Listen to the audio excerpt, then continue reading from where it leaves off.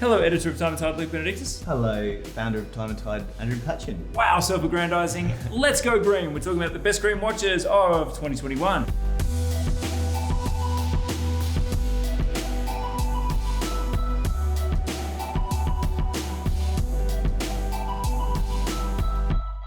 And let's start off with the IWC Pilot's Watch Chronograph 41mm. 1,000 times yes. And I mean, for me, this is really it's a case of evolution, not revolution. You know, they've just whittled down that case to 41mm. New movement, interchangeable straps, and it's got that the open case back.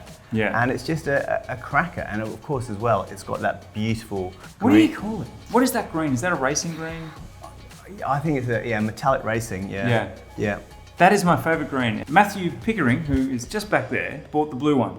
So he's so foolish. naive. It's foolish. It's obviously the green, but that green with that particular shade of brown on the leather strap, like an old Jag. And you know, the dial, it could feel quite cluttered. There's quite a lot going on, but again, there's this very thin bezel. It just all has room to breathe. Love it. Great place to start. What's next? Right. It's that. That is the watch. Now, you asked how did we describe the green color from the last watch. Now, JLC actually described this color as being redolent of the rich green of pine forest. Yeah. When you look at that dial, geez, you can almost smell the conifers, can't you? I know, it's beautiful. Again, I mean, wow. It's been a year of green, but not just green. We're talking about exemplary green. And what's, I think, amazing about this is just the glossy darkness of that dial. It kind of really lets those silver of the hour indexes and hands to shine. But you know what else I think is special about this watch? What? Well, I don't know about you, Andrew, but where do you go to get your handmade polo boots made? Fagliani. Of course. I wouldn't dream of going anywhere else. and trick question. I know, and that is who is responsible for the strap of these watches. You've got to feel this. Yeah. It's sensual. Yeah, it's kind of butter soft calf leather. It's colour matched to the watch. No need to break them in. Yeah. Yeah. It's a wonderful cover star. 2 for 2. Watch. You have not messed this up. The next one is a watch I love. It is the Cartier Tank Must. Yes. Now we think of the Cartier Tank dial. We think of those Roman numerals. What have Cartier done? Just got rid of everything. They've got rid of them. Block colour. And so with that block colour, I think that what it does, it kind of really draws attention back to the architecture of the case. Yeah. The case, you know, it's inspired by, it's meant to be a bird's eye view of a tank. And so now there's that focus on those clean lines of the case and that sort of minimalist. I mean, Cartier are just having an unbelievable year in terms of the vintage market, seconds market, and also the way that they're contemporizing classics. The question has always been with this particular collection of musts is which colour? You've got the blue, you've got the burgundy, you've got the green. So are you saying green is the best? I do quite like the burgundy one actually, but you know, if we do a story about the five best burgundy dials, then a short list. Yeah. I can think of a couple, but great, awesome, 3 down.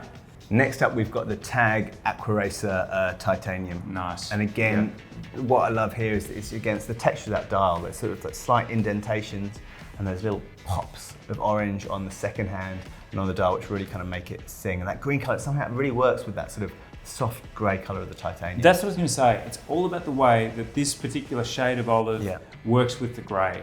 It's very matte, it's very subdued, but there's just something sexy about it. I can't describe it. No, I love it. It's a winner. Okay, Andrew, I've got one watch left. Okay. You're going to have to try and guess it. And I'll give you a clue. It's got a green dial, believe it or not. And it's also on an integrated bracelet. Can you guess what it is? Or is it the AP 15202? It's green not. dial platinum? No. Is it the Nautilus? It's not that either. Wow, so I could keep going. Is it Aquaracer? No, what it is actually, it's the Moser Streamliner Center Seconds. Wow. And it's kind of like, it's so weird this watch, because on one hand it feels like really 70s, but also kind of like sci-fi. It's like an episode of Close Encounters of the Third Kind. It's quite amazing, and I have to say, you think you like it, right? You think you already might want this watch, put this damn thing on. Because of this serpentine links in the bracelet and this silky, they've actually got a bracelet system where the back of the link is closed so that there's no room for any hairs to actually ever get pulled between the links. So it has this sort of singular feel. You can't feel the individual links. Sinuous, isn't it? Sinuous, it makes serpentine. gorgeous. And again, you're totally right. Like again, I think we look at this and think these are the sort of the visions of the future from the 80s that have come back again. And to me, that's it's still, but because of the wrist feel, it's like it's a genuine everyday wearer. Yeah, I mean, it's that sort of 40mm cushion case, and of course that sort of apple grey dial. I mean, can we say modern classic?